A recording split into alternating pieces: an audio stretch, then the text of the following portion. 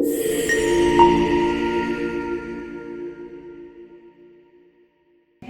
po ba na tayo lahat ay magalang na tumayo sa presensya po ng ating Panginoon sa oras na ito? Dahil ngayon po ay tayo po ngayon iaawit at sasamba sa ating Panginoon. Ating po i-ready yung mga puso po natin. Nakausapin po natin ang ating Panginoon. Isuko lahat ng mga kailangan isuko sa ating Lord. Humingi ng kapatawaran at ganoon din naman. Humingi po tayo ng pasasalamat sa araw-araw na ginagawa sa buhay po natin. Hallelujah.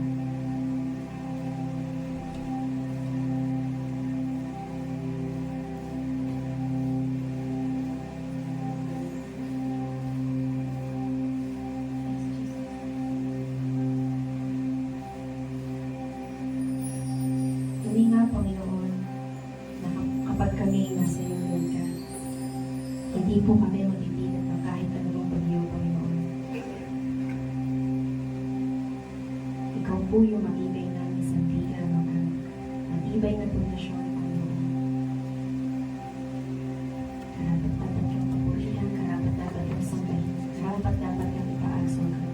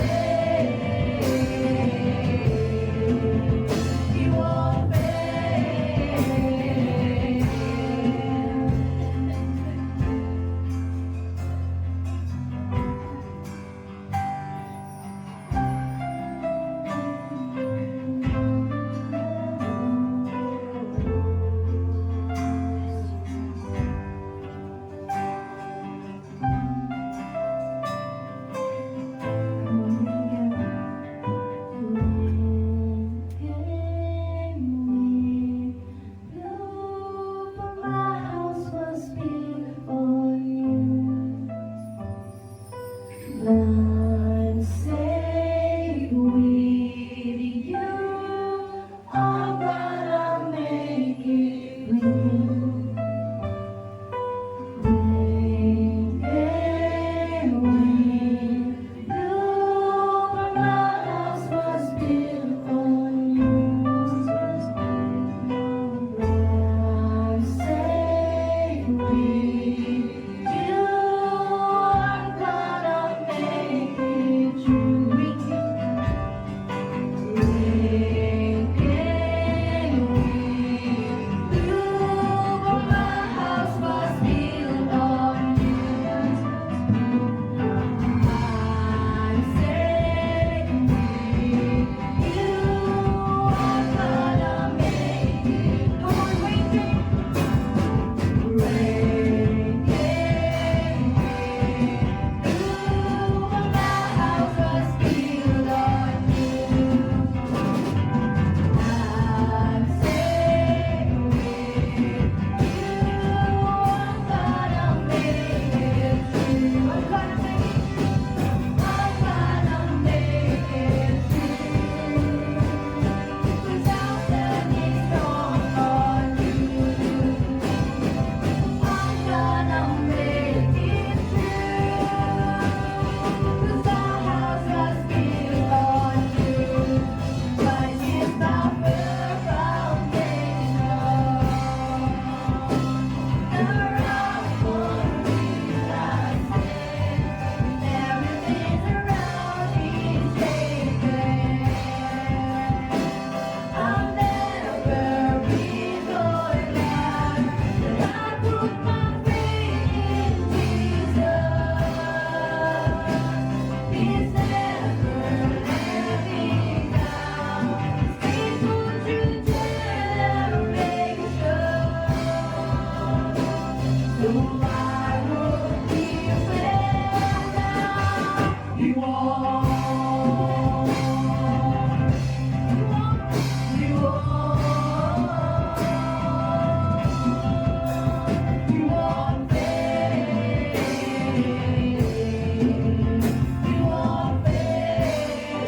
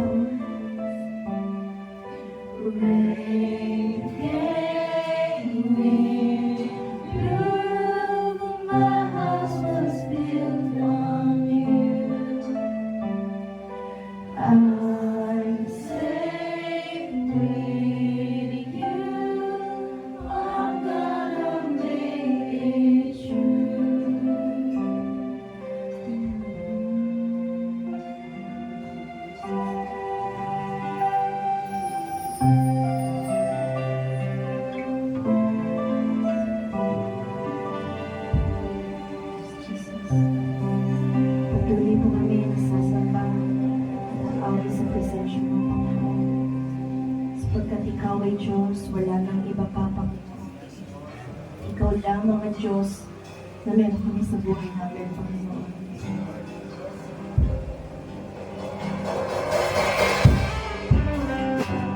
Kaya Panginoon, sa iyo po lahat ng pagsamba na inaalay po namin ngayong oras na ito.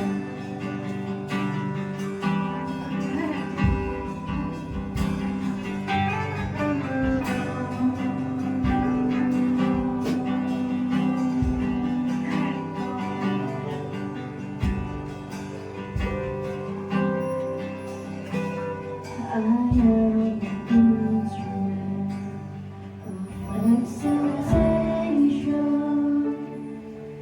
I was born to live you in my bones. You hear the melody of all creation. When a song of praise and only I can. Who else is worthy? Who else is worthy? There is no one, only Jesus. Who else is worthy? There is no one, nobody else is worthy. There is no one, only Jesus. You are the gift, God of the ages. Yet you choose to make my heart rebellion. You heal my brokenness. You know so I have song of things that even angels see. Who else is worthy? Who else is worthy? There is no one, only Jesus. Who else is worthy? Who else is worthy? There is no one, only Jesus. Who else is worthy? Who else is worthy? There is no one, only you, Jesus. Who else is worthy? Who else is worthy? There is no one, only you, Jesus.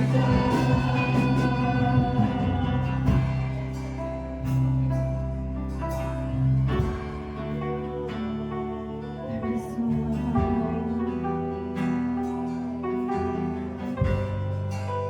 dahil ikaw lang, Panginoon. Ikaw lamang, Panginoon.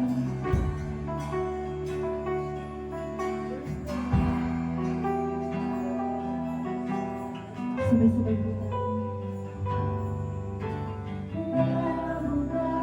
Anointed one, who was and is to come, seated on the throne above. Holy, holy, righteous one, shed his blood. You proved to us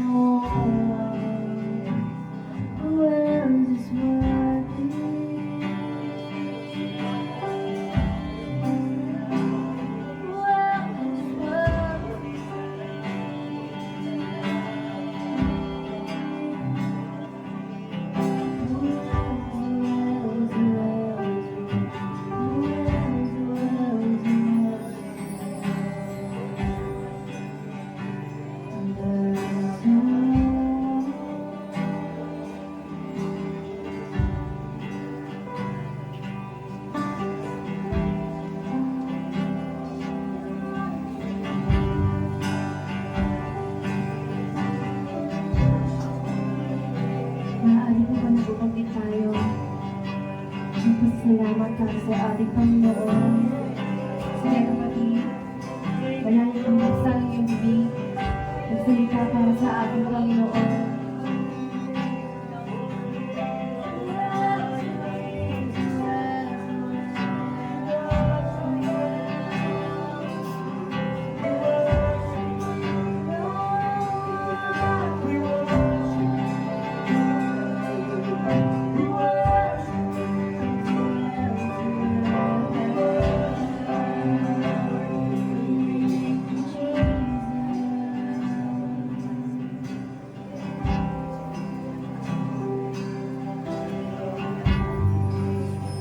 Tunay nga, Panginoon, na ikaw ay napakalakilaw. Maraming salamat, Panginoon, dahil ngayon, Ama, naranasan po namin yung freedom na meron kami ngayon ng oras na ito. Thank you, Jesus. Thank you sa kabutihan mo, Panginoon. Maraming salamat sa habag na ibinigay niyo po sa bawat isa sa amin. Panginoon, wala nang makakagawa ng iba pa, kundi ikaw lang. Kaya nga sa awitin, Panginoon, there is no one, only you, Jesus, Panginoon. Kaya patuloy ka po namin napupurihan, sasambahin, Panginoon, sa oras na ito. Sa tanging pangalan mo po, Panginoon Jesus, lahat po tayo sabi ng malakas na Amen. Amen! Amen! Hallelujah! Muli nga po na napakasaya umawit sa ating Panginoon. Amen po ba? Nararamdaman niyo na po ba yung freedom ngayong oras na to? Amen! So ngayon po, ating pong ipalakpak at sumayaw para po sa ating Panginoon. Amen! Amen!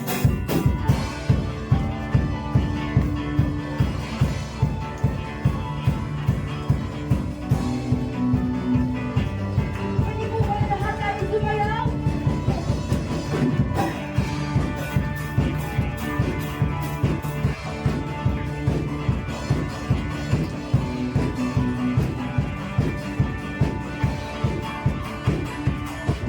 Ako ba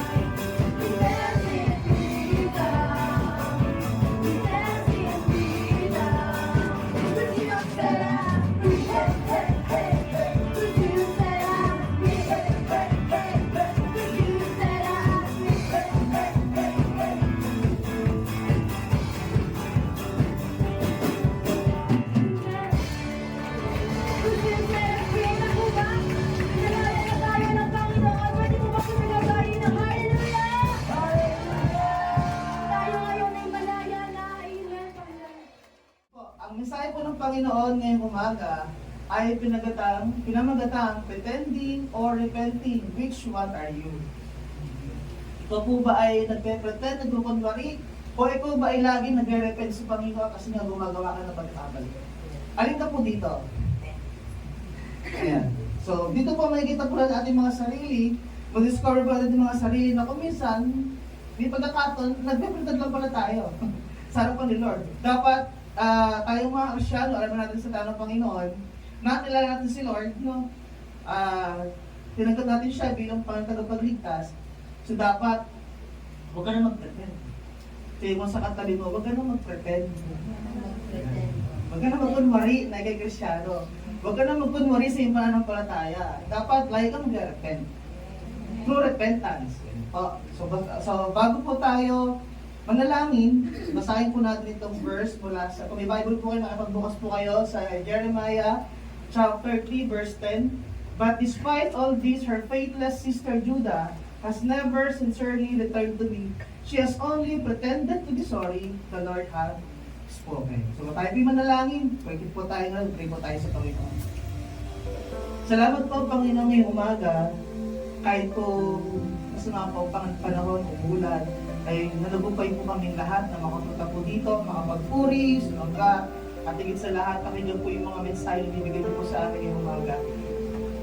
Holy Spirit, gabayan niyo po kami sa aming pag-aaral, pagkasaluhan ng iyong mga salita. Ikaw po ang siyang pumontrol sa lahat ng gagawin po namin, dahil hindi po namin kaya. At ikaw po ang siyang magpapot ng dugo sa lugar na ito. Sa iyo po namin, inaangkin na po namin ang katagumpayan ngayong umaga. Tapos simulan ko sa matapos, pagpalain niyo po kami lahat sa iyong mga salita. In Jesus' name. Amen! Palapakan po natin si Lord. And pray po dito, but despite all this, her faithless sister Judah has never sincerely returned to me. She has only pretended to be sorry, I the Lord have spoken. So sa Tagalog po, basahin ko po. Sa Tagalog po, kasi hindi kita yung salitang pretended. Ito po. Sabi sa Tagalog, sabi ko sa Bible ko. At pagkatapos ng lahat ng ito, nagkunwari siyang nanunumbalik sa akin. Kung hindi tao sa puso ang ginawa niya pagbabalik. Ako si Yahweh, sabi nito. Sa Tagalog, may kita po natin yung salitang nagkunwari siyang nanunumbalik sa akin. So pag-aaralan po natin, Jeremiah chapter 3. Ito po. May lang po tayong babasahin ng mga verses po sa Jeremiah 3. Sa Jeremiah chapter 3. So pwede kayo magsulat po, yung mga verses po, pwede yung picture kapag mabilis. Kung po na siguro pagdating po sa bahay ay inyo pong buksan yung Bible. Ito po. At take the notes po tayo. Ito po. So basahin po natin ang Jeremiah chapter 3 verse 1 to 5. Yan. Sinabi ni Yahweh, kapag ang isang babae pinalayas ng himalayan ng kanyang asawa, at siya'y mag-asawa ng ibang lalaki, hindi na siya dapat tatanggapin ng unang asawa.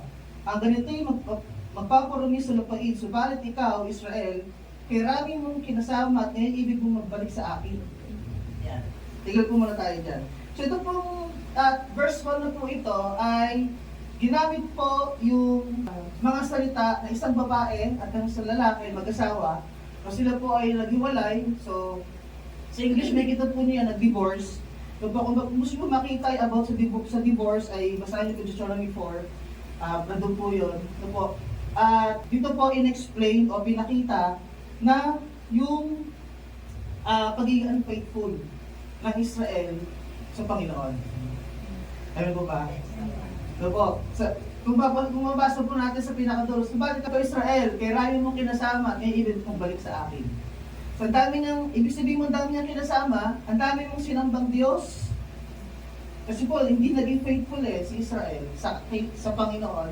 Ibig sabihin, ang dami niyang kinasama, ang dami niyang kinatagpong Diyos, ang dami niyang sinamba, no? Ang dami niyang binigyan ng offering. Imbis na si Lord lang dapat ng kanyang sasambahin, paglilingkuran, pero Israel po hindi naging tapat.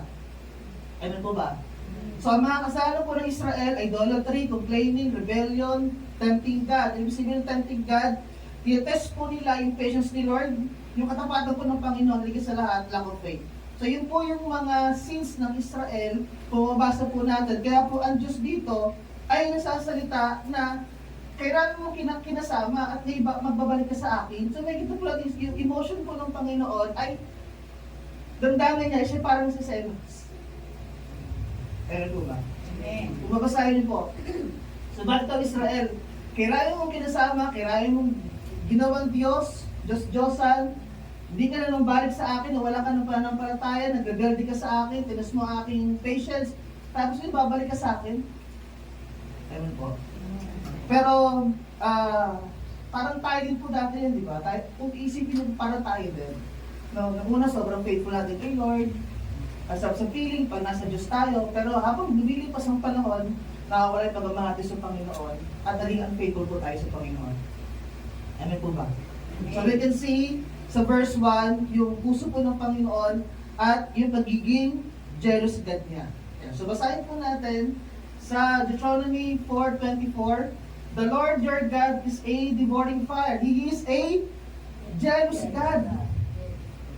Ang gusto ni Lord, kapag sinabi mo, tinanggap mo ang Panginoon at sinasabi mo, Panginoon, sa ilaman po ako, paglilingkod, ikaw lang po aking nasambahin, magiging tapat po ako sa iyo. So dapat yung mga salita, binibitawan po natin sa Panginoon, dapat ginagawa po natin. Kasi ang Diyos po ay jealous God. Kaya yun po yung gano'n po inanakit. O parang kalungkot, hindi po inanakit. Kalungkutan po ng Panginoon sa bansang Israel. Dahil po, lagi niyang iniingatan ang Israel, pinagtatanggol, pero patuloy pa rin ang Israel na gumagawa ng mga bagay na hindi magaganda. Ayan. So basahin po natin yung chapter 2, ay verse 2. Ayan. Tumingin ka sa tuktok na mga burol, may lugar ba roong hindi mo dinungisan ng iyong kahalayan? Parang ang babaeng nagbebenta ng sarili na naghihintay na manliligaw sa mga tabing daan. Tulad mo'y arabong nag-aabang ng biktima sa ilaw dahil sa mahalin mong pamumuhay, ang lupain ay nadungisan. Sa verse, ano po? Dito na. Ayan. Parang ang babaeng bayaran, wala kang kahihiyan, dahil dito'y pinigil ko ang ulan at hindi pumatak kahit sa panahon ng tagsibol. At ngayon sinasabi mong ako ang iyong ama na umiibig sa iyo mula pa sa pagkabata, at hindi mo tatagal ang galit sa iyo, ito'y pansamantala lamang. Iyan ang sinasabi mo Israel, ngunit ang iyong ginagawa ay pawang kasamaan. Ibinigay po ng Panginoon sa kanya ng mga revelation po kay Jeremiah, kasi kusap po dito ng Panginoon sa Jeremiah.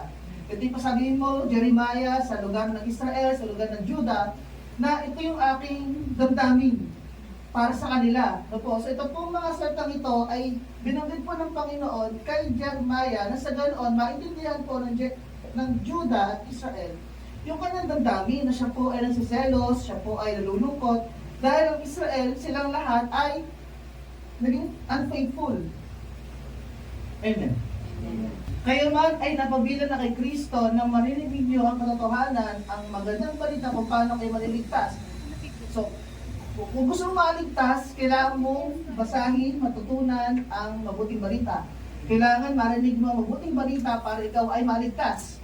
Amen po, kapag di mo pinapakinggan ng mabuting balita, hindi mo alam kung paano ka maliligtas. Amen po. Naintindihan? Sa pagsampalataya ninyo sa Kanya, ibinigay niya ang banal na Espiritu na kanyang pinangako bilang tanda na pagmamayari niya kayo. So, lahat po ng tumanggap po sa Panginoon, isunong ang kanyang buhay, ulitin po natin ulit, na lahat ng tumanggap kay Lord, isunong ang kanyang buhay sa Panginoon, bibigay po niya sa atin ang banal na Espiritu Santo. At bibigyan kanya ng tatak na ikay pagmamayari na niya. So dapat tayo po na tumanggap sa Panginoon, dapat kailangan din tayo. Huwag kang magkakaroon ng ibang mahal. Although mahal mo ang asawa mo, mahal mo ang anak mo, mahal mo ang pamilya mo, pero dapat unang-una, number one, dapat priority natin ang mahalin ang Diyos. Kasi pagmamayari po tayo ng Diyos, may tatak na po tayo ng kanyang Banal Espiritu Santo. At pagdating po sa 14, ang Banal Espiritu Santo ang katibayan na matanggap natin mula sa Diyos ang ipinangako niya sa atin bilang mga anak niya. So kapag ikaw naging anak niya, yung mga pangako ng Diyos, ibibigay sa mga anak niya. Sino po yung mga anak niya? Sino po? Yung lahat ng tumanggap at nanalig sa Panginoon. Nanampalataya, bibigyan niya ng karapatang maging anak. So kapag ikaw po yung naging anak, may tatak ka na ng Espiritu Santo na ikay sa kanya lang, lahat ng pangako po niya sa atin ay ibibigay niya. At dahil sa matanggap natin ang lubos sa kaligtas, dahil dito ay papupurihin natin siya. Kapag nakatanggap po tayo ng pangako ng Panginoon, di ba nagpupuri po tayo kay Lord? Ganun po yung damdamin ng mga anak na kapag siya ay binibigyan ng regalo, amen? Binibigyan ng mga pangako. Pinapupurihan po natin ang Panginoon. Amen po ba? Kaya ikaw na tumanggap sa Panginoon, laging tatandaan, may tatak ka na ng banal na Espiritu Santo. Kaya huwag ka nang magloko. Maging faithful ka na po. Huwag na po tayo tumulad sa Israel na tinatawad ng Panginoon, pero umulit po na sila ng ginagawa. Kaya ang Diyos, nagsalita sa kay Jeremiah, sabihin mo ito, na mula sa pagkabata pa sila, ginagabayan ko na sila. At Israel, ikay kay Yahweh lang. At tayo din, para kay Lord lang din. Amen po ba? Dito po sa ibang salin, mabasa po natin yung tatak. Kasi sa binasa ng tanda Sa Efeso, ito pong version na to, sa pamagitan ni Kristo, kayo rin na nakalinis sa ng katatoanan, na walang balitan ng dulot ng kaligtasan, at sumampalataya sa Kanya, ay pinagkalaban niya pinangakong Espiritu bilang tatak. Sa ibang salin tanda, pero dito po salin to bilang tatak ng pagkahirang sa inyo. So, itatak na po ang lahat ng kanyang mga anak. Kapag nasa iyo ang Holy Spirit, ibigyan kanya ito ng mga bunga. Bunga ng Espiritu Santo, love, joy, peace. At meron na rin conviction. Ito po yung conviction. Conviction is the deeper inner awareness that something is right or wrong, especially when the Holy Spirit is show us our sin or lead us to truth. Yung conviction po, ito po yung deeper awareness sa kaloob-looban po natin, sabi, tama yan. Mali. At ito po yung nagaling po sa atin, hindi pa putang kasalanan. Kundi nagaling po sa atin, ito papunta sa katotohanan. Amen po. At it often brings a sense of guilt. May guilt, naramdaman tayo, no po, sorrow, kalungkutan, kapag nakagawa tayo ng pagkakamali sa Panginoon, kapag tayo nakapagsimba, nalulungkot po tayo. Ganun po ba tayo kapag di nakapagsimba? Nalulungkot? O wala ka naramdaman. Okay lang. Next Sunday pa naman eh. Pero hindi. Dapat may conviction. Kapag hindi ka nakapag-church ng Sunday, may kulang, nalulungkot. At but call to us back to God. Hindi para ipahiya ka, kundi para dalhin ka pabalik kay Lord. Lahat ng merong Holy Spirit sa Kanya, may conviction. Pero kapag wala na lumayo ka sa Holy Spirit, sa presence ng Holy Spirit, bawal yung conviction. Ibang conviction na yan. Kapag umalis ka sa presensya ni Lord, tayo lang po kasi naalis eh. Bumibitaw sa kanyang mga kamay. Amen po ba? Parang ganito, example, ng conviction. Pagkatapos mo makarinig ng sermon, ng message ni Lord, may tumusok sa'yo na kailangan mong magpatawad, kailangan mong humingi ng tawad, at stop na yung mga sinful habit. Amen. Dapat po may ganong conviction na kapag narinig mo ang message ni Lord, may tumusok sa'yo, may deeper awareness sa'yo sa looban mo, na stop mo na yung kasalanan. Yun yung conviction. Nasa ganon ikaw ay humingi ng tawad, babago. Ganun po ba? Pero kapag nakakarinig ka ng message ni Lord at walang conviction sa'yo, may problema. Baka wala ka na sa presence niya. Baka bumitaw ka na sa Kanya. Wala nang conviction.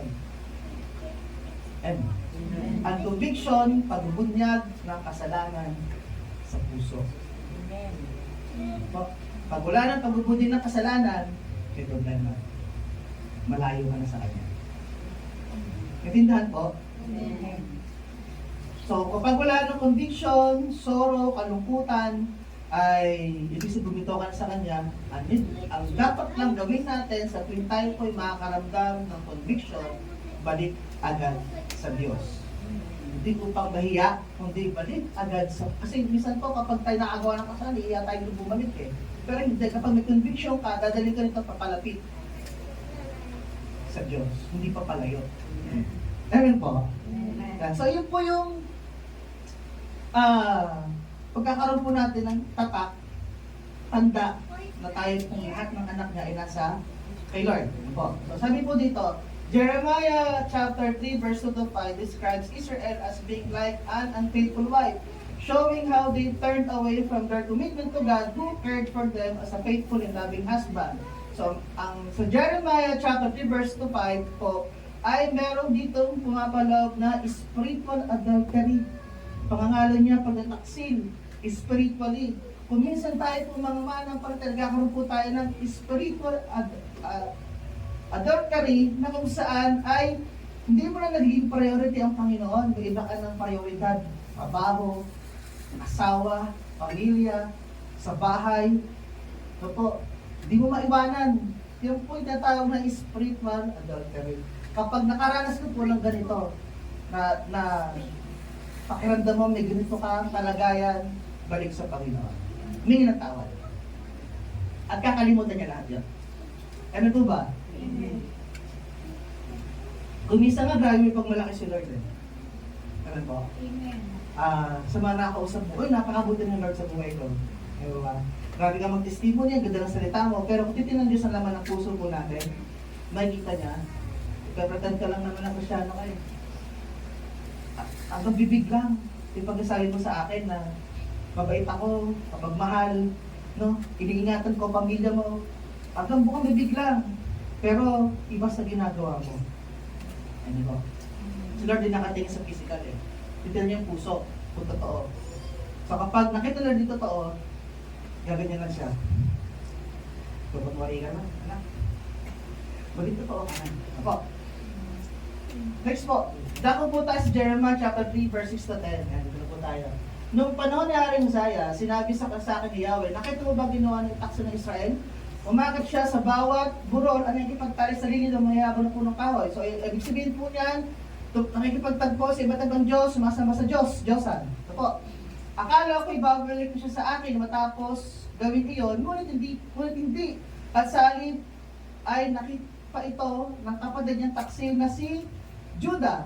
Sa 8, nakita niyo ng Judah nang pinalayas at niwalayin ko ang Israel dahil sa pagtataksil sa akin at pagiging masamang tao. So, niwalayin ng Diyos ang Israel. Ano po, dahil sa pagtataksil. Ngunit hindi man lang natakot ang taksil din si Judah. Naging masama rin siyang babae. Ito hindi niya ikinahiya, bagkos ay dinungyan ang kalupain ng mga niya siya sa pamagitan pagsamba sa mga bato at punong kahoy. Sa 10, at pagkatapos ang lahat ng ito, nagkunwari ang taksi na Judah na balik sa akin, ngunit ito hindi tao sa kanyang puso ang si Yahweh ang sasabi nito. So, tingnan po muna natin kasi po, may Israel, may Judah. So, tingnan po natin ito. Kung bakit may Judah at Israel. Ito po. After the death of King Solomon, the United Kingdom of Israel is split into two. Nung namatay po si Haring Solomon, nahati po sa dalawang kingdom ang Israel. Ito po, the Northern Kingdom, which is Israel, and the Southern Kingdom, which is Judah. Pero pares po sila sa tribe ng Israel. So, ang nanatili po sa kingdom ng Judah ay si Judah at ang tribe ni Judah at tribe ni Benjamin. Ano po? So kung may katanungan po kayo dyan, ano po? Jacob, a patriarch of the Israelites, had 12 sons who became the progenitors of the 12 tribes of Israel. Judah was one of these 12 sons, and his descendants from the tribe of Judah included the tribe of Benjamin. So nag-split po yung kingdom ng Israel sa dalawa. Kaya kung bakit tumabasa pa sa Jeremiah, may Israel, may Judah. Amen. Kaya tinawag na sister. Ano po? Tindahan po natin. So kung may katanungan po kayo, tanong po sa mga leaders po natin. So alam po ng mga leaders po natin yan. Ano po? About sa kingdom na po niya, bakit na-split, naghiwalay. At sabi nga po, sa binasa natin, nakita ng Judah ang ginawa ng Israel, pero sila din nagtaksil din sa Panginoon.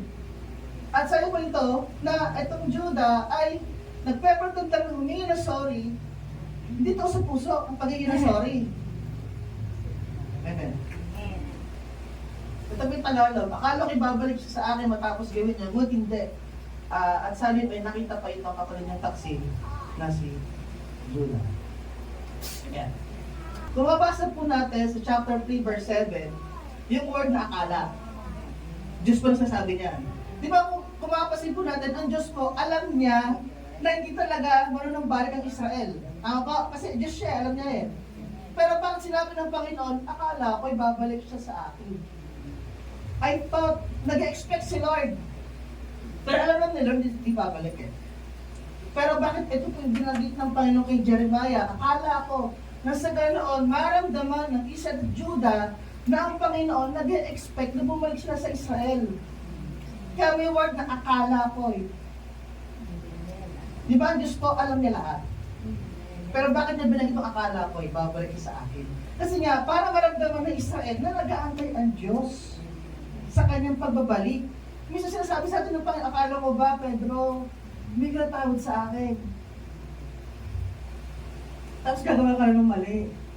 Akala ko babalik ko sa akin. Nagis po ba natin? Amen. Kung ang Lord ang nasabi po sa atin dito, di ba masakit? Diyos ang nasabi sa akala ko ba, sabi mo, maglilingkod ka na pagkatapos mo makapasa sa exam, pagkatapos mong pagalingin kita, umulit ang buhay mo, iniligtas kita, pinagpala kita, akala ko ba, babalik ka sa akin, matapos kang magkasala, matapos kang humingi ng tao, matapos kang manalangin, akala ko ba, tutuloy ka na sa paglilingkod, pero pagkukunwari lang pala. Alam po ba? So, kaya mas maganda po kung kayo po yung magde-devotion, may himay-himay niyo po yung bawat salita. Bakit binanggit po ng Panginoon? Akala ko. Pero ang Diyos di po dapat nagagamit po salita niya eh. Kasi alam niya lahat ng bagay. Pero ginawa niya po ito para maintindihan ng Judah yung kanyang damdamin. Kasi siya ay malulungkot, nagsiselos. Kasi may iba na. Ang Diyos na ganito po sa atin.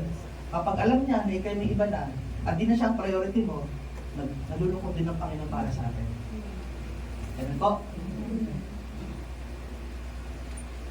Parang ganito po, akala ko magsisimba ka na. Pero bakit hindi? Wala. Ang dahil mo sinasabi sa mga nakos mo, magsisimba po ako sa linggo. Magpipray na po ako, leader. Hindi na po ako magsisinungaling. Pero akala ko ba, hindi ka lang magsisinungaling. Pero bakit magsisinungaling ka pa rin sa akin? Ito po ay mensahe po ng Lord sa atin lahat. Sabi ko, Lord, ano bang magandang title? Itong, kasi naliligo po ako ng tanghali kahapon. Ano bang magandang title? Kasi hindi ko po alam, maintindihan kung paano bubuin itong Jeremiah chapter 3, hindi maging komplikado. Habang ako naliligo, binigay ko sa ng Panginoon, pretending or repenting. Sabi ko, ay, isang ganito rin ako. Nagpipretend. Nakaya ko. Pero, nagpipretend minsan na masaya. Nagpipretend ka na malakas. Pero hindi pala. Kailangan ko lang gawin, bumalik. Ayun. So, huwag po tayo magpretend. Although sa panlabas, okay ka, masaya ka. Pero sa harapan ni Lord, ayun po ba? Ito po yung puso po ng Panginoon. Kaya sabi niya sa verse 10, but despite all this, her faithless sister Judah, ito po yung isang kingdom ng Israel, has never sincerely returned to me. She has only pretended to be sorry. Nagkukunwin, nanghingi ng sorry, pero pagkatapos humingi ng sorry, bumabalik ulit sa kanyang kasalanan. Kaya po, parang kaplastikan lang sa harapan nila yung ginagawa. Yung word na salitang plastic, matawag ko sa salita. Pero ito'y totoo. Yun po, hindi tayo nagiging totoo. Although nadadaya mo ang iba, pero ang Diyos, hindi mo siya malilinlang. Pinipit ka pa niya. Kaya po ba? So pag-usapan po natin, kung gusto mo maging totoo sa harapan ni Lord, mag-repent ka muna. Yun po. Maging totoo ka sa pakikinig sa ng Panginoon. No? Pagsamba, maging totoo. Pag nasa church, dapat totoo ang puso mo na makikinig talaga ng word ni Lord. Hindi na para sa attendance. Kasi baka namin ka ng leader mo eh. Kasi sila, ba't wala dito? Dito po ako. Parang attendance ka lang. Ano po?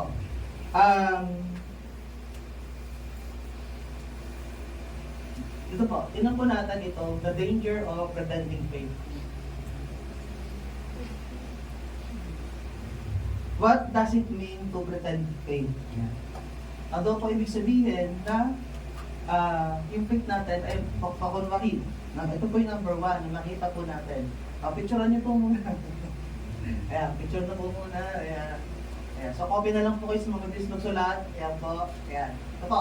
Number 1 sa dito, external actions without inner transformation. Ano ibig sabihin nito?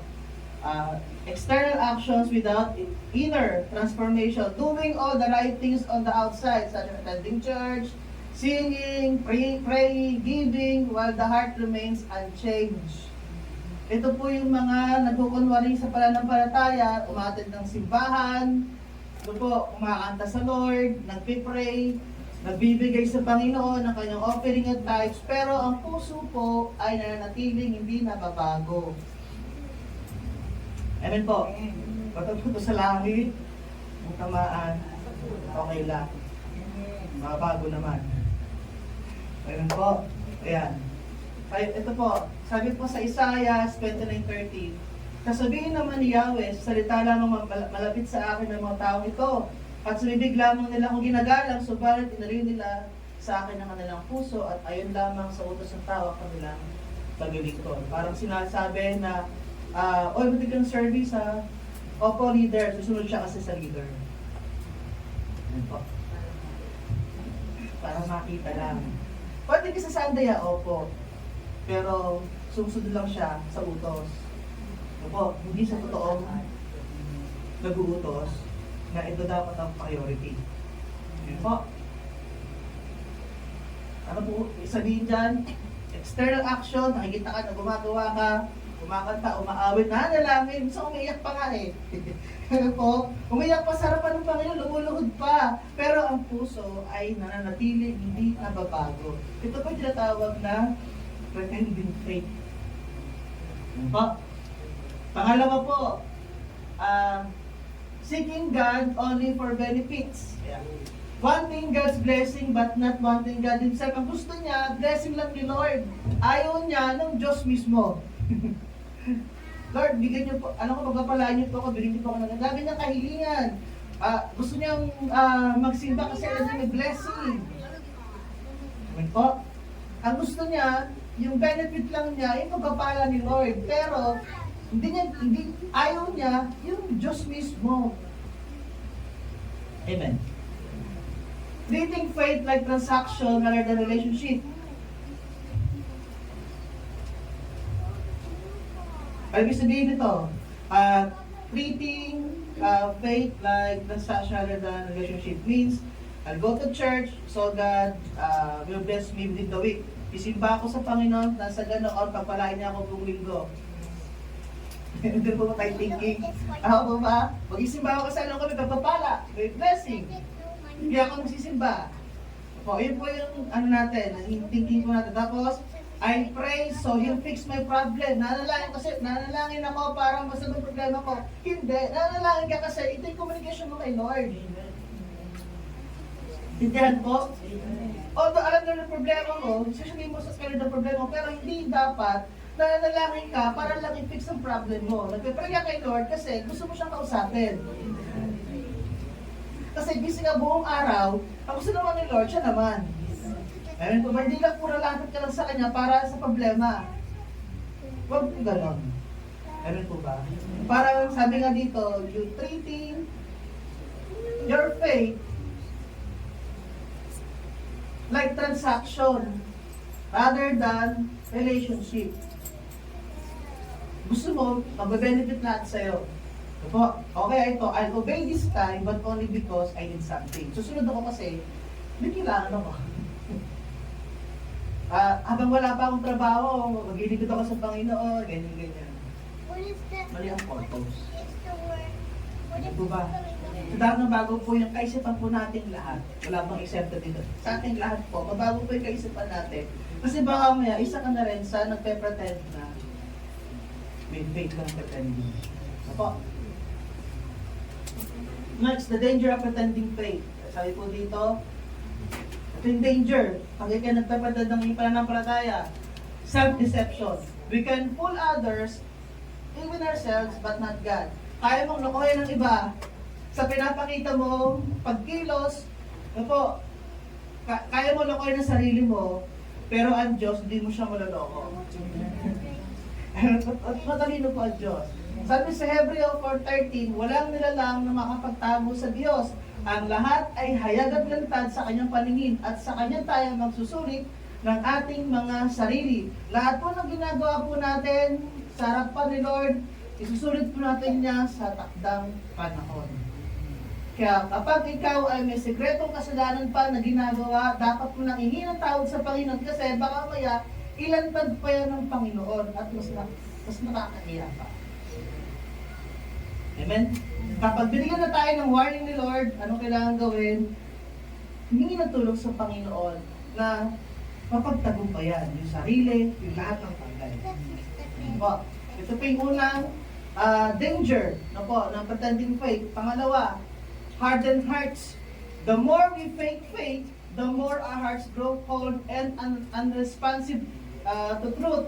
Kapag ikay mayroong hindi totoong pananampalataya, yung puso mo manlalamig at hindi na mag-respond sa katotohanan. Parang pag nakarinig ka ng katotohanan mga salita ng Panginoon, babanda lang sa puso, tatalsik lang, ayaw nang tanggapin. Kasi fake of faith, ayaw niya. Ito ba? Sabi po dito, sa Pahayag chapter 2 verse 4, subalit may isang bagay na ayaw ko sa iyo. Ang pag-ibig mo nung una kang sumampalataya ay nanlalambing ka. Kaya di mo maloloko ang sarili mo at ang ibang tao. Maloloko mo ibang tao sa sarili mo, pero ang Diyos di mo maloloko kapag ikinalalamig na. Kaya kapag nakaramdam ka ng panlalamig, lapit sa Panginoon, hingi ng payo sa leader, o sino ang kakatiwalaan ng saga na matulong ka sa panalangin. Sabi ng Panginoon, subalit isang bagay na ayaw ko sa iyo, Pedro. Ang pag-ibig mo noong una sa akin, ay kayo sumampalataya, nanlalamig ka na.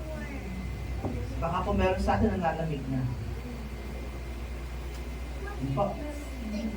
Baka marami sa atin, tutulog sa pananampalataya. So, gumising po tayo.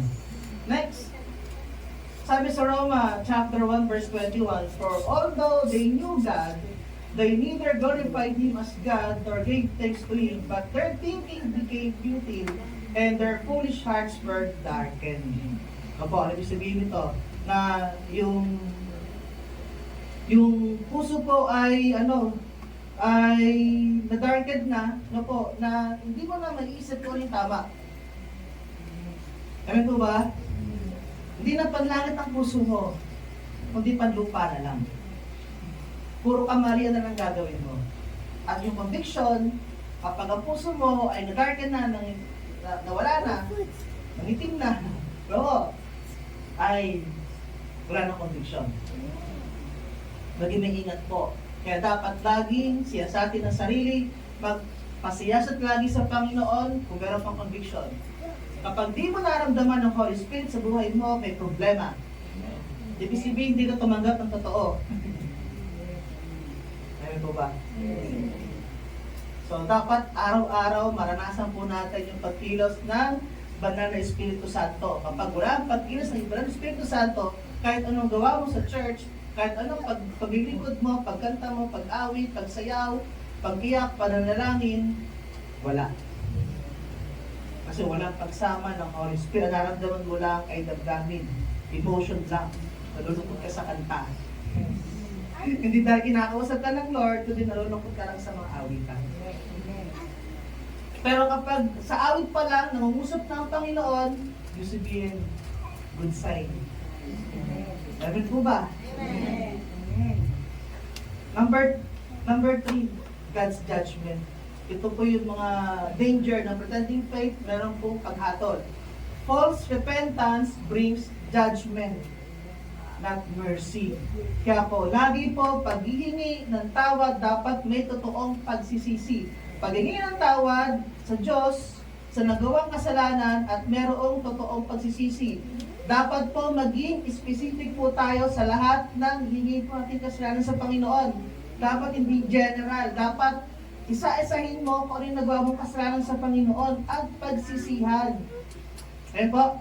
Kasi pag walang pagsisisi na totoo, babalik ka ulit. dati mong ginagawa. And God will not be mocked. Po, sabi po dito sa verse sa Galatia chapter 6 verse 7. Huwag ninyong linlangin ang inyong sarili. Ang Diyos ay hindi madadaya ni naman. Kung anong tinanim ng tao, yun din ang kanya aanigin. Ito po ibabala sa ating lahat. Kung anong tinanim mo dito, siya aanigin mo pagdating ng araw. Kung itananim mo, puro kasinungalingan, kasalanan, ay siyempre hindi na aanigin po natin. Kaparusahan. Amen. Kaya dapat habang tayo po ay nandito, wag mag-pretend, dapat maging totoo nang sa ganang pag-aani ka ng katotohanan, aani ka ng kabutihan, aani ka ng pagpapala. Kapag naging totoo ka sa harapan ni Lord. Natindahan po natin? Parang ganito, hihingi ka ng tawa, tapos mamaya gagawin mo ulit. So, hindi mo madadaya ang Diyos. Hindi mo siya maninindihan. Alam ni Lord kung totoo kang humingi ng tawad. At nagsisisi sa harapan ni Lord. At gumagawa ka ng paraan para makabalik muli sa Kanya. Po. And then, ano po ang kailangan natin gawin? Ito po yung response po natin. Confession and healing. Sabi po sa Jeremiah chapter 3, verse 22.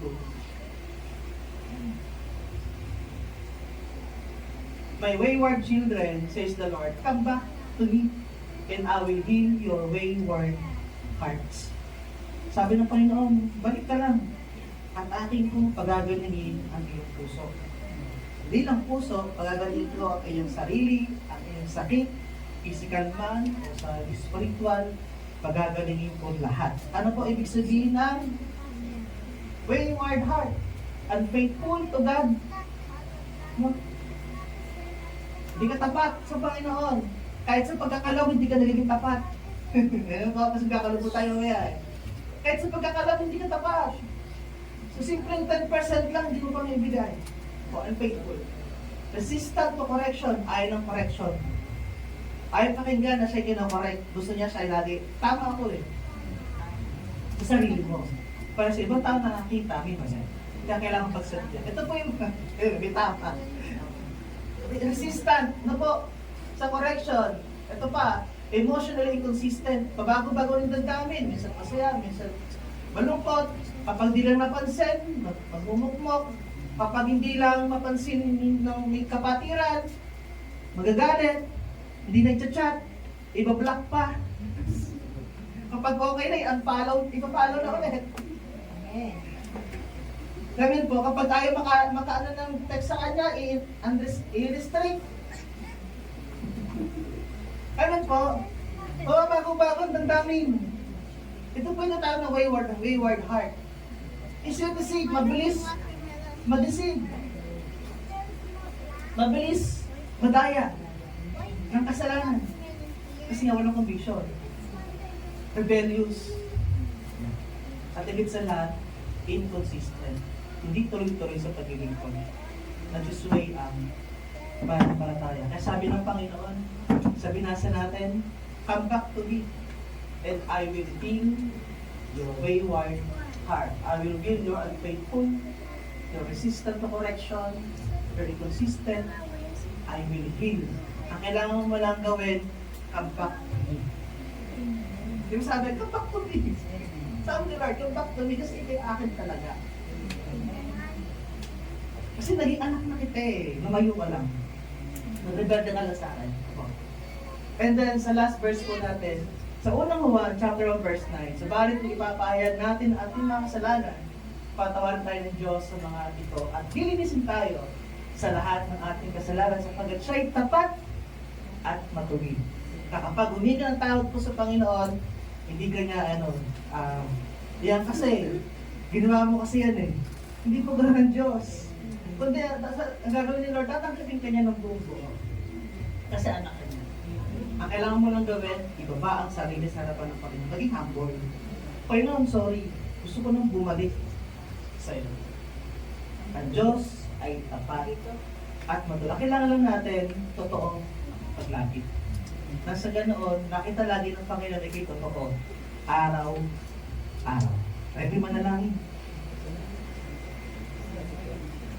Ngayon pong umaga, ito po yung chance po natin para makahingi po ng tawad sa Panginoon sa lahat ng ating nagawang kasalanan. So, isa-isahin po natin yung mga ating kasalanan. Magkaroon po tayo ng totoong pagsisisi.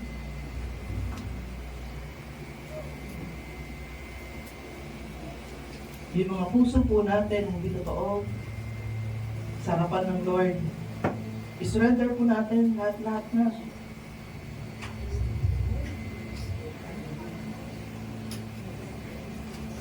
Nasa ganoon, maramdaman po natin yung pagkilos po ng Espiritu Santo sa ating buhay at maranasan po natin yung totoong pagmamahal ng Diyos sa atin.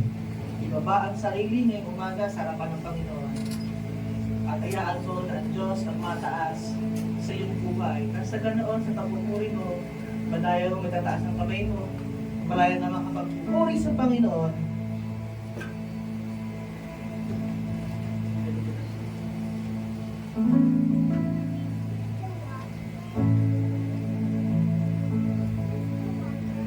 Ilapit po natin ang ating mga sarili sa harapan ng Panginoon umaga.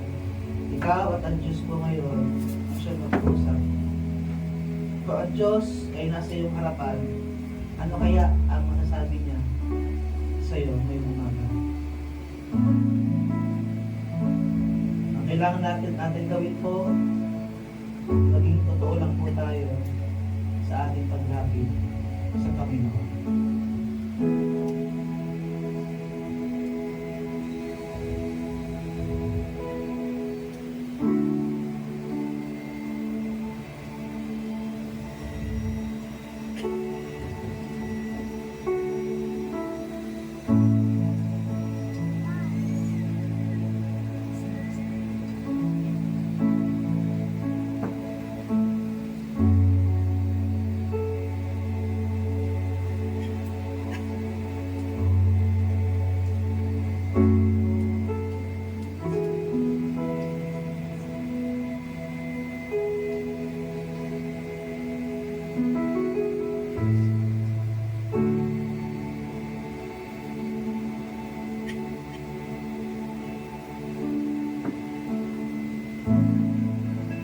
Alam mo po, O Diyos, ang laman po ng aming mga puso.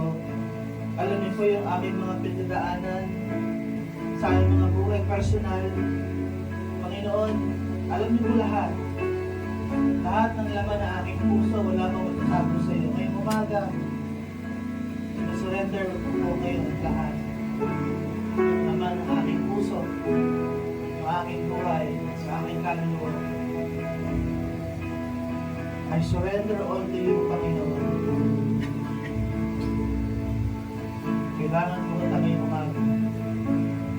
Nasa ganoon, malaya ko magpuri sa iyo na walang hadlang.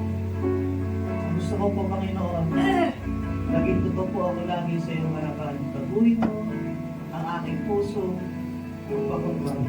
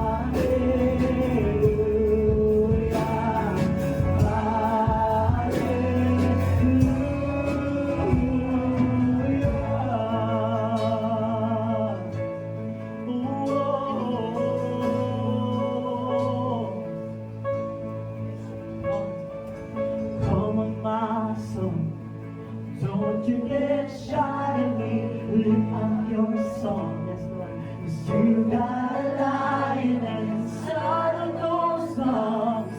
Hail and praise the Lord. Oh, come, my soul, touch. Oh, you can shine me. Lift up your song. Yes, Lord. You got a lion inside of those lungs. Hail and praise the Lord. Oh, come, my soul. You can shine me. Lift up your song.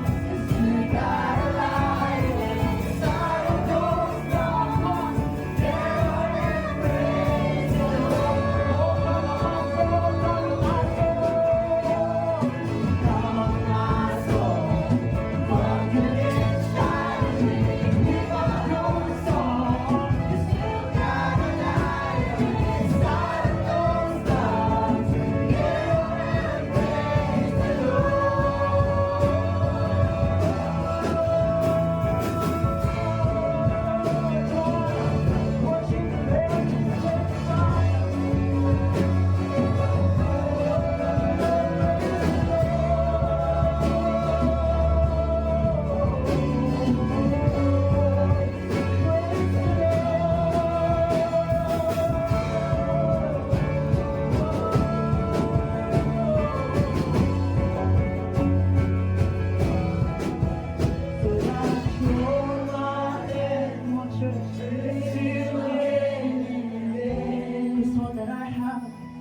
So that I have is a hallelujah,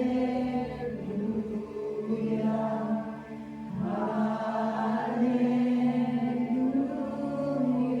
And I know it's not much, so nothing else fit for a king, except for a heart singing hallelujah.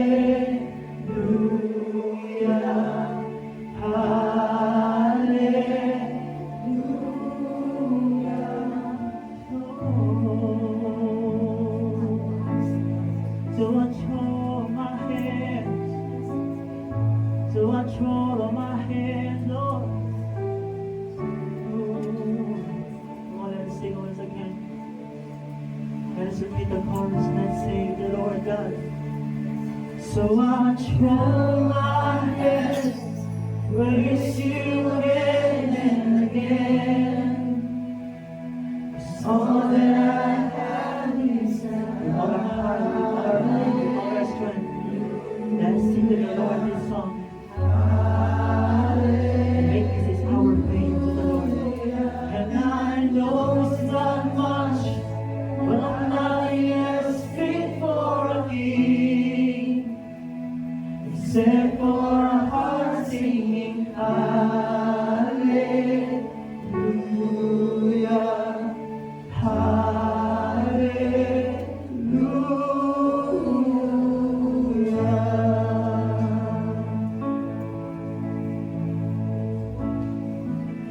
You are worthy to be praised, O God.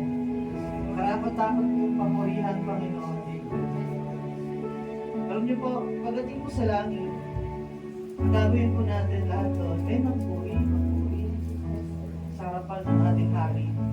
So, dapat pa lang po dito po ay sinasanay po natin ang ating sarili na magpuri ng totoo sa Panginoon.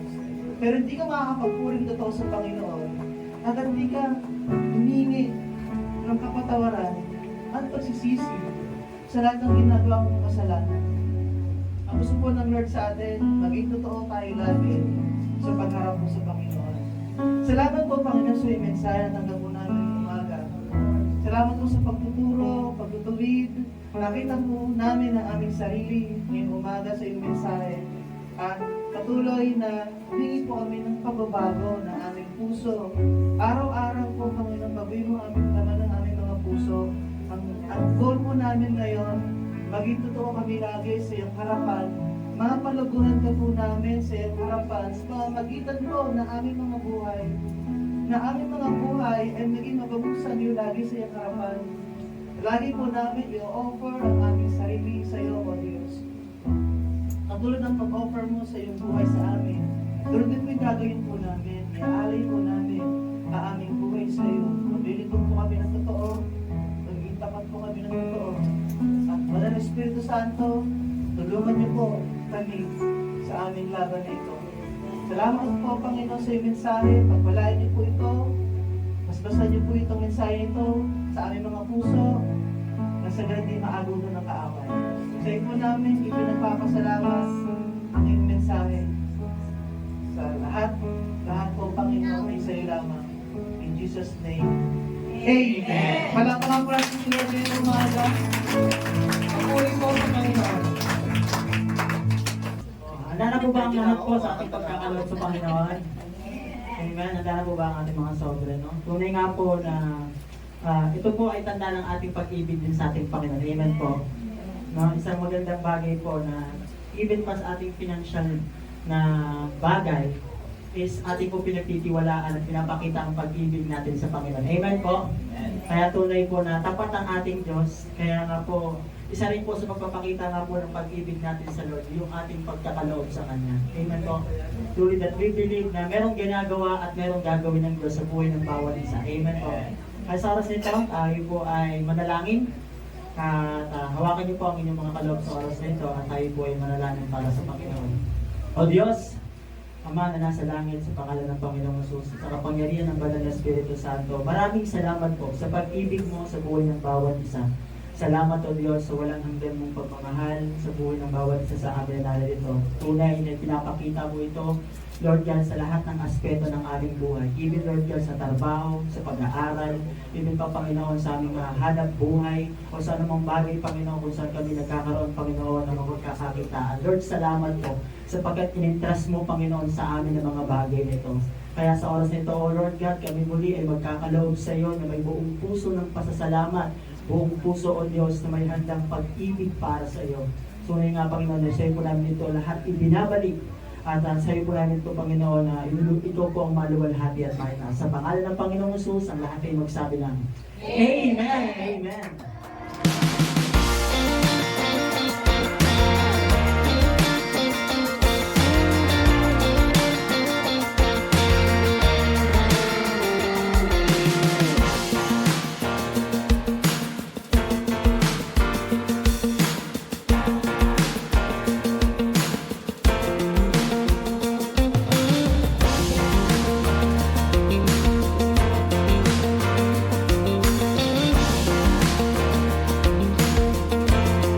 Let's take a few moments to stay connected with what God is doing in and through our church family.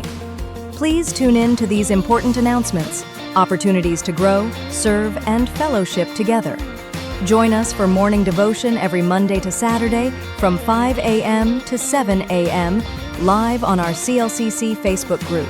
Come early, come expectant, and begin your day with the Word, worship, and a fresh encounter with the Lord. Let's grow together in faith, one morning at a time. We also invite you to a special time of seeking God together. Join us every Friday night from 7 p.m. to 8:30 p.m. for our prayer and Thanksgiving gathering. It's a sacred space to pour out our hearts, lift up our needs, and give thanks for all He has done. Come expectant.